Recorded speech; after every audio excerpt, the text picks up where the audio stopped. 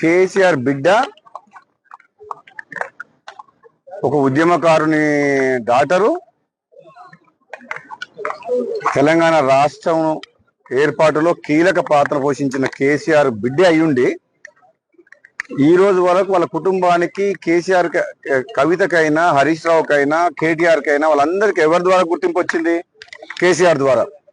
కేసీఆర్ లేకుండా కవిత ఎక్కడుంది?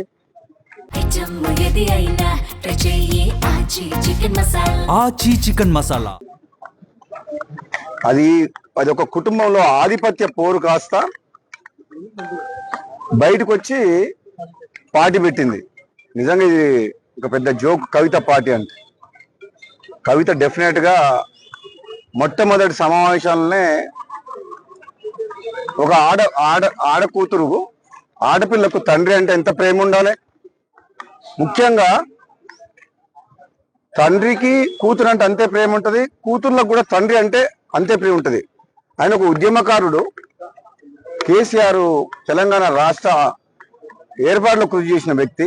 అటువంటి వ్యక్తిని స్వయాన కూతురే ఆ విధంగా మాట్లాడడం అనేది డెఫినెట్ గా ఆమె మొట్టమొదటి సమావేశాలనే తప్పు చేసింది. దాంతో తెలంగాణ ప్రజలందరూ కూడా ఆలోచించుకుంటారు ఏమని. ఇక తండ్రిని గౌరవించుకోలేని మనిషి ప్రజలకు తల్లి ఎట్లయితుంది? ఇదైతే నేను తీవ్రంగా బాధతో చెప్తున్నా. చాలా తప్పు మాట్లాడింది కవిత. నీకు మీ అన్నతోడు కోపం ఉండొచ్చు, నీకు అధికారం కావాలనే ఆశ ఉండొచ్చు, అంతేగాని దానికోసం నువ్వు ఫైట్ చేస్తే తప్పులేదు. కానీ నువ్వు మీ సొంత కన్న తండ్రినే ఆ మాట అనడం, నీవేదో చేస్తా తెలంగాణలో అని అంటే నువ్వు ఎవరు నమ్ముతారు? నేను అసలు యాక్చువల్గా క్లారిటీగా ఇంతవరకు మాత్రం లిక్కర్ కుంభకోణంలో క్లీన్ చిట్ ఎక్కడొచ్చింది? మద్యం కుంభకోణం విషయంలో కోర్టు ఇంకా పెండింగ్లే ఉన్నది. దానికి మంచి ఆధారాలు కూడా ఉన్నాయి. ఇప్పటికిప్పుడే మొత్తం తెలంగాణ ఉద్ధరిస్తుంది. తెలంగాణ సంగతి తర్వాత కానీ మీరు చాలా మంది నువ్వు చూసుకునేటోళ్ళు. కానీ ఫస్ట్ నువ్వు ఆ కేసులకి ఎట్లా బయటపడుతావు అది చూసుకో ఫస్ట్. అది ఇంకా కేసు క్లోజ్ కాలేదు. నిజంగా ఈ రాజకీయ పార్టీ పెట్టడం అంటే అంతకుముందు గతంలో ఒకసారి కేసీఆర్ అన్నట్టు పార్టీ పెట్టడం అంటే పాండవ పెట్టినట్టు అయిపోయింది. దగ్గర పైసలు ఉన్నాయని చెప్పి కొంతమందిని తీసుకుపోయి ఒక ఫంక్షన్ హాల్ తీసుకొని నీకు సోషల్ మీడియాలో చేసుకొని పార్టీ డిక్లేర్ చేసి పడేసింది. అది కూడా పోయిపోయి తెలంగాణ రాష్ట్ర సేన టీఆర్ఎస్ అంట. ఎంత తెలివిగా ఆ పేరును వాడుకొని ఏదో కొన్ని సీట్లు మాట్లాడుకొని మళ్ళీ రేపు పొద్దున ఏదైనా గెలిచి రాజకీయ లబ్ధి కోసం ప్రయత్నం చేసిన తప్పితే కవిత వల్ల ఏమి ఊరు లేవదు, ఏమంటారు ఇంకా ఊరు లేవదు, పీరు కాలేదు. నాకు తెలిసినంత వరకు అయితే ఆమె స్వయంగా కూడా గెలవదు. ఆమె పార్టీ సంగతి వదిలిపెట్టు, సొంతంగా ఆమె పోటీ చేసిన నియోజకవర్గంలో కూడా డిపాజిట్ కూడా రాదు కవితకు. ఎందుకంటే ఆ మర్యాద పోగొట్టుకుంది. ఫస్ట్ మీటింగ్ లో తండ్రిని కేసీఆర్ లాంటి వ్యక్తిని తిట్టి ఆమె ఉన్న మర్యాద పోగొట్టుకుంది.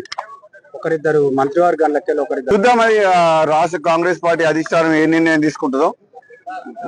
గతంలో నాకు కాంగ్రెస్ పార్టీ హామీ ఇచ్చింది కాబట్టి ఒకవేళ అవకాశం వస్తే కాంగ్రెస్ పార్టీ అధిష్టానం ఇస్తే తప్పకుండా ఈ ప్రాంత ప్రజలకు, మునుగోడు నియోజకవర్గ ప్రజలకు, తెలంగాణ రాష్ట్ర ప్రజలకు నిజాయితీగా రాహుల్ గాంధీ గారి నాయకత్వంలో, ముఖ్యమంత్రి రేవంత్ రెడ్డి గారి నాయకత్వంలో ఈ ప్రాంత అభివృద్ధికి, పార్టీ కొరకు, ప్రభుత్వకు మంచి పేరు తెచ్చే విధంగా ఈ ప్రజల కోసం పనిచేస్తా.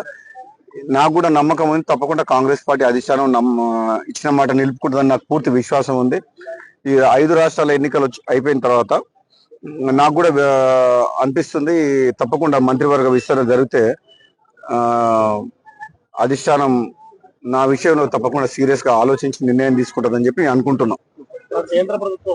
డెఫినెట్ గా ప్రపంచంలో ఎక్కడ యుద్ధమైనా సరే మనం ప్రపంచ దేశాల మీద ఎటువంటి ముడి సరుకుల మీద ఆధారపడ్డప్పుడు ఆ యుద్ధ ప్రభావం అనేది భారతదేశం మీద ఉంటది. కాబట్టి డెఫినెట్ గా మనకు ఇప్పుడు డీజిల్ కొరత, పెట్రోల్ కొరత ఉన్నది. అది టెంపరీ సమస్యనే. కాబట్టి రాబోయే రోజుల్లో యుద్ధం ముగిసిన తర్వాత మళ్ళీ ఆటోమేటిక్ గా నార్మల్ అయిపోతుంది. కాబట్టి దాన్ని రాజకీయం చేయాల్సిన అవసరం లేదు. కేంద్రంలో బీజేపీ పార్టీ ఉంది, రాష్ట్రంలో కాంగ్రెస్ పార్టీ ఉంది. కాబట్టి ఒక ప్రత్యేకమైన పరిస్థితి, యుద్ధ వాతావరణం వచ్చినప్పుడు మనం అర్థం చేసుకొని ప్రజలందరూ కూడా సహకరించాలి తప్పితే దాన్ని కూడా రాజకీయం చేయడం కరెక్ట్ కాదు అని చెప్పి నేను అంటున్నాను. చికెన్ మసాలా